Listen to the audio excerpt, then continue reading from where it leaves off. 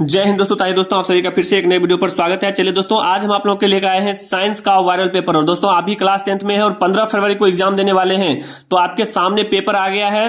कहते हैं ना कि जिसका था इंतजार वो घड़ी आ गया है। ठीक है दोस्तों, आप जिस चीज का इंतजार कर रहे थे पेपर आ गया है, क्वेश्चन आ गया है। केवल पढ़ के जाइए दोस्तों, पूरे रात पढ़िए और सुबह और जो सेकंड सिटिंग में है दोनों तबाही मचा के आइए। तो जो स्टूडेंट अभी तक साइंस में कुछ भी नहीं पढ़े थे, यही रात अंतिम और यही रात भारी है, पढ़ लीजिए। और इस बार देखिए कितना मजा आएगा साइंस में ऑब्जेक्टिव बनाने में। जैसा कि आप लोग जानते हैं दोस्तों कि साइंस में जो है आपको 2 घंटा 45 मिनट का समय दिया रहता है। टोटल क्वेश्चन 110 रहता है। ठीक है, और इसमें टोटल पूर्णांक कितना है? 80 नंबर का पूर्णांक होता है। ठीक है, आप लोग ये सारा चीज आप लोगों को पता होगा। तो ये साइंस का वायरल पेपर है, देख कर ही जाइएगा दोस्तों। और जो देख लिया इस बार साइंस में तबाही मचा के आएगा, झंडा लहरा देगा। तो चलिए दोस्तों, चैनल पर पहली बार आए तो चैनल को सब्सक्राइब कर लें, ताकि आने वाले सभी सब्जेक्ट का वायरल पेपर आप लोग के पास पहुंचता रहे। ये एक तरह से समझिए चुरा कर लाया गया है। आप लोग केवल पढ़िए, ठीक है, आराम से पढ़िए, ज्यादा शोरगुल नहीं मचाना है और ईमानदारी से पढ़ के जाइए और साइंस में तबाही मचा के आइए। तो चलिए दोस्तों, बढ़ते हैं क्वेश्चन की ओर। दोस्तों, क्वेश्चन में देखिए सबसे पहले आपको जानते हैं कि खंड अ यानी कि सेक्शन ए में जो है आपको 1 से 80 तक रहता है वस्तुनिष्ठ प्रश्न, और किन्हीं 40 प्रश्नों का आपको उत्तर देना है। ठीक है, और ये 40 प्रश्न आपको OMR शीट में रंगना होता है। ठीक है, तो कंप्लीट आप लोग OMR में रंग कर ही आइएगा। इस बार ऑब्जेक्टिव 40 में 40 करके आना है और इस बार साइंस में 95 करके आना है। ठीक है दोस्तों, तो चलिए दोस्तों आगे बढ़ते हैं क्वेश्चन नंबर 1 की ओर। अब किसी भी क्वेश्चन का आंसर पता हो तो कमेंट बॉक्स में जरूर डालिएगा। क्वेश्चन नंबर पहला है कि निम्नलिखित में कौन सा मात्रक वाट यानी कि W के बराबर होता है? तो आप सभी जानते हैं ये होता है हमारा जूल प्रति सेकेंड। क्या होता है? जूल प्रति सेकेंड। Option number A. 15 फरवरी दोस्तों याद रखिए, 15 फरवरी झंडा लहरा के आना है। ठीक है, आइए अगला क्वेश्चन है आपके सामने। विद्युत हीटर के तार की कुंडली बनी होती है, तो आप सभी जानते हैं ये नाइक्रोम का बना होता है। ऑप्शन नंबर डी याद रखिएगा। आगे बढ़ेंगे। क्वेश्चन नंबर 3 में दिया गया है कि किसी परिपथ का वह गुण जो विद्युत ऊर्जा को उष्मा में बदल देता है क्या कहलाता है? तो आप सभी जानते हैं ये प्रतिरोध कहलाता है। क्या कहलाता है? प्रतिरोध। ऑप्शन नंबर ए याद रखिएगा। ठीक है, आइए अगला क्वेश्चन है आपके सामने। बोला गया है कि एक विद्युत सेल से धारा प्राप्त करने पर इसके सिरों के बीच विभवांतर का मान होता है, तो आप सभी को याद रखना है विद्युत वाहक बल से कम होता है। क्या होता है? विद्युत वाहक बल से कम होता है। ऑप्शन बी याद रखिएगा। आगे बढ़ेंगे। क्वेश्चन नंबर 5 है कि अनवीकरणीय ऊर्जा का स्रोत है। दोस्तों, इससे ज्यादा क्वेश्चन आप लोगों को नहीं देखने को मिलेगा। ये वही क्वेश्चन वही पेपर है जो आपको 15 फरवरी को फर्स्ट सेकंड सिटिंग में देखने को मिलेगा। इस बार जो स्टूडेंट अभी तक साइंस में नहीं पढ़े, आ जाइए मेरे साथ, यादव सर के साथ जुड़ जाइए, सारा क्वेश्चन करके जाइए। मोस्ट बीबीआई वायरल पेपर जो कर लिया, समझिए इस बार 95 करके आएगा साइंस में। ठीक है, तो 5 नंबर में बोला क्या गया है कि अनवीकरणीय ऊर्जा का स्रोत है। तो आप सभी जानते हैं कि अनवीकरणीय ऊर्जा का स्रोत क्या होता है? कोयला होता है। तो ऑप्शन नंबर ए याद रखिएगा दोस्तों। आइए आगे बढ़ेंगे। चुपके से देख लीजिए, चुपके से। ठीक है, तरंग दैर्घ्य को सामान्यतः व्यक्त किया जाता है दोस्तों, किसमें व्यक्त किया जाता है? तो मीटर में व्यक्त किया जाता है। ऑप्शन नंबर ए याद रखिएगा। अगला क्वेश्चन दोस्तों, इस बार मैथ्स के नहीं, साइंस के पेपर में मैथ्स का हो गया होगा, ये साइंस का चल रहा है। ठीक है, चलिए, किसी चालक तार से प्रवाहित विद्युत धारा में गतिशील कण होता है, तो आप सभी जानते हैं गतिशील कण हमारा इलेक्ट्रॉन होता है। तो ऑप्शन नंबर सी याद रखिएगा। आगे बढ़े। क्वेश्चन नंबर 8 में दिया गया है कि 12 वोल्ट विभवांतर के 2 बिंदुओं के बीच 2 कूलाम आवेश ले जाने में किया गया कार्य जो है वो कितना कार्य किया जाता है? तो आप सभी जानते हैं कि इसका बिल्कुल राइट आंसर हो जाएगा, वो क्या हो जाएगा? 24 जूल हो जाएगा। कितना हो जाएगा? 24 जूल। ठीक है, चलिए ऑप्शन नंबर डी याद रखना है। चलिए अगला क्वेश्चन देखिएगा। बोला गया है कि तालाब किस प्रकार का पारिस्थितिक तंत्र है? तो आप सभी को याद रखना है ये प्राकृतिक पारिस्थितिक तंत्र है। ऑप्शन नंबर बी याद रखिएगा। आगे बढ़े। क्वेश्चन नंबर 10 दिया गया है कि निम्न में कौन पारिस्थितिक तंत्र में अधिकतम संख्या में मौजूद होते हैं? तो आप सभी को याद रखना है उत्पादक जो होते हैं ये अधिकतम संख्या में मौजूद होते हैं। Option A. अगला क्वेश्चन है आपके सामने। जीवों की उत्पत्ति के पहले पृथ्वी पर निम्नलिखित में क्या नहीं था? तो आप सभी जानते हैं कि O2 नहीं था, O2 नहीं था। ठीक है, ऑप्शन नंबर सी याद रखना है। आगे बढ़ेंगे। क्वेश्चन नंबर 12 है कि भारत में उत्पादित प्रत्यावर्ती विद्युत धारा की आवृत्ति जो है वो कितना होता है? तो आप सभी जानते हैं ये होता है 50 हर्ज। कितना होता है? 50 हर्ज। ऑप्शन नंबर डी याद रखिएगा। ठीक है दोस्तों, 15 फरवरी को देखिए दोस्तों, 15 फरवरी कल 15 फरवरी को जरूर आप लोग ये सभी क्वेश्चन बना के आइएगा, उम्मीद है। ठीक है, एक भी क्वेश्चन छोड़ के नहीं आना है। कमजोर से कमजोर स्टूडेंट अभी तक ऑब्जेक्टिव नहीं देखे तो देख कर ही जाइएगा, क्योंकि ऑब्जेक्टिव अगर आप बना के आते हैं तो समझिए आपका साइंस में बहुत ही अच्छा नंबर आएगा।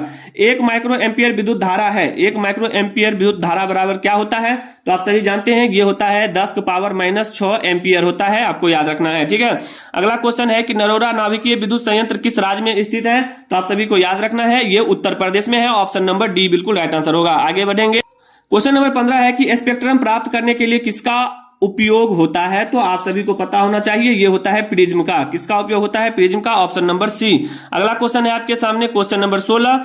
बोला गया है कि उत्तल लेंस द्वारा आवर्धित काल्पनिक प्रतिबिंब तब बनता है जब वस्तु रहती है। तो आप सभी को याद रखना है, ये रहता है फोकस और लेंस के बीच। ठीक है, फोकस और लेंस के बीच, ऑप्शन नंबर बी। आगे बढ़ेंगे। क्वेश्चन नंबर 17 है कि बोल्ट बराबर होता है, बोल्ट यानी भी बराबर होता है। तो आप सभी को याद रखना है, बोल्ट बराबर होता है जूल प्रति कूलाम। क्या होता है? जूल प्रति कूलाम, ऑप्शन नंबर बी याद रखिएगा। चलिए दोस्तों, 15 फरवरी को तबाही मचा के आना है, देख लीजिएगा। विद्युत आवेश के प्रवाह दर को कहते हैं, जितना भी बता रहे हैं 100% लड़ेगा क्वेश्चन। एक बार अगर देख के जाते हैं तो देखिएगा क्या होगा। विद्युत आवेश के प्रवाह दर को कहते हैं, तो आप सभी को याद रखना है विद्युत धारा कहते हैं, ऑप्शन नंबर ए हो जाएगा। आइए आगे बढ़ेंगे। अगला क्वेश्चन है कि निम्नांकित में कौन सा कथन सत्य है? तो आप सभी को याद रखना है, जूल बराबर जो होता है ये कूलाम गुना बोल्ट होता है, यही हमारा सत्य है। चलिए अगला क्वेश्चन देखिएगा, क्वेश्चन नंबर 20 है आपके सामने। बोला गया है CHO अभिक्रियाशील समूह को क्या कहते हैं? तो आप सभी को याद रखना है, इसको एल्डिहाइड समूह कहते हैं। ये जो हमारा CHO है, CHO जो है ये हमारा क्या है? एल्डिहाइडिक समूह होता है। ठीक है, ऑप्शन नंबर सी याद रखिएगा। आगे बढ़ेंगे। क्वेश्चन नंबर 21 है कि इथेनॉल को सांद्र H2SO4 के साथ गर्म करने पर निम्नांकित में से कौन सी गैस बनती है? तो आप सभी को याद रखना है C2H2। क्या याद रखना है? C2H2, option number B. अगला क्वेश्चन है आपके सामने, जिंक ब्लेड निम्नांकित में किस धातु का अयस्क है? तो आप सभी को याद रखना है Zn। दोस्तों समय नहीं है, और जितना पहले आप लोग पढ़ के जाएंगे उतना आप लोगों के लिए बेहतर होगा। ठीक है, चलिए दोस्तों अगला क्वेश्चन है आपके सामने। बोला गया है कि आवर्त सारणी के किसी आवर्त के तत्वों में कौन सा गुण समान होता है? तो आप सभी को याद रखना है, ये होता है कक्षों की संख्या। कक्षों की संख्या, ऑप्शन नंबर डी। ईमानदारी से अगर 10 मिनट के वीडियो देख के जाते हैं तो आपको जो है एक भी क्वेश्चन जो है छोड़ने को नहीं मिलेगा। अगर ईमानदारी से 10 मिनट और 12 मिनट अगर देख लेते हैं इस वीडियो को तो एक भी क्वेश्चन छोड़ के नहीं आइएगा। आगे बढ़ेंगे।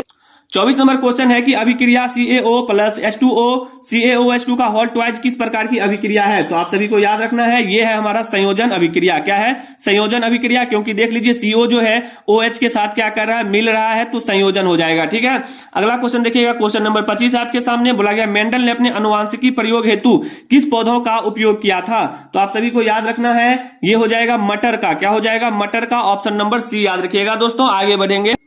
क्वेश्चन नंबर 26 है कि किस प्रकार के शोषण से अधिक ऊर्जा मुक्त होती है? तो आप सभी को याद रखना है, वायवीय शोषण से जो है अधिक ऊर्जा मुक्त होती है, ऑप्शन नंबर ए याद रखना है।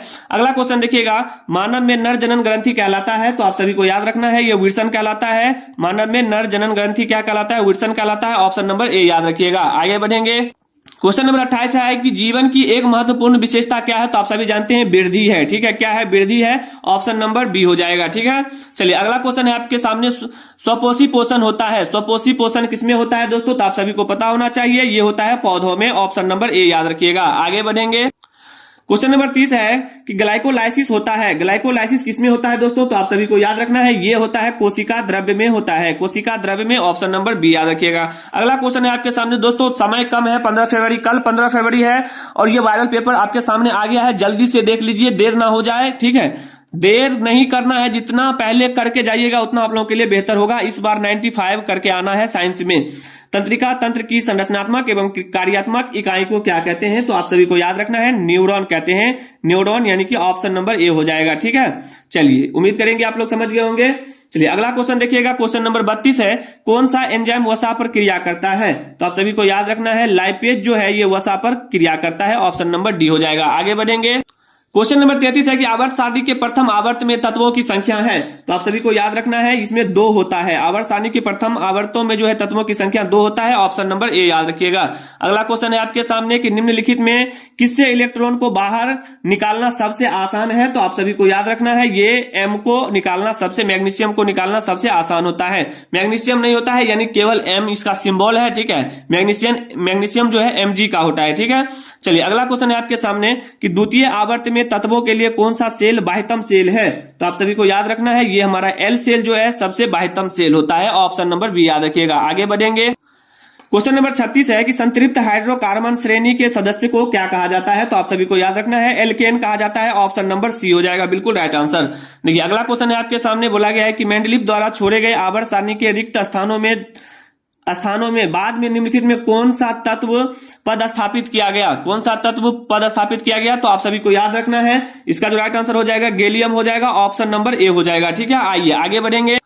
क्वेश्चन नंबर 38 दिया गया है कि आवर्त सारणी के प्रत्येक आवर्त का अंतिम सदस्य होता है। तो आप सभी को याद रखना है एक निष्क्रिय गैस होता है, ऑप्शन नंबर सी हो जाएगा। ठीक है, 15 फरवरी को दोस्तों याद रखिए, जो स्टूडेंट अभी तक साइंस में ऑब्जेक्टिव नहीं पढ़े हैं आ जाइए, यादव सर से सारा ऑब्जेक्टिव क्वेश्चन पढ़ के जाइएगा। ठीक है, और इस बार आप लोग साइंस में एक भी क्वेश्चन छोड़ के नहीं आइएगा। ईमानदारी से अगर पढ़ लेते हैं 10 से 15 मिनट तो इस बार साइंस में 95 लाने से कोई नहीं रोक सकता है। किसी तत्व में 2 सेल हैं और दोनों ही इलेक्ट्रॉनों से पूर्णतः भरे हुए हैं तो वह तत्व है। तो आप सभी को याद रखना है वह तत्व नियोन होता है, तो ऑप्शन नंबर ए हो जाएगा। आइए आगे बढ़ेंगे। क्वेश्चन नंबर 40 में दिया गया है कि निम्नलिखित में कौन सबसे अधिक क्रियाशील हैलोजन है।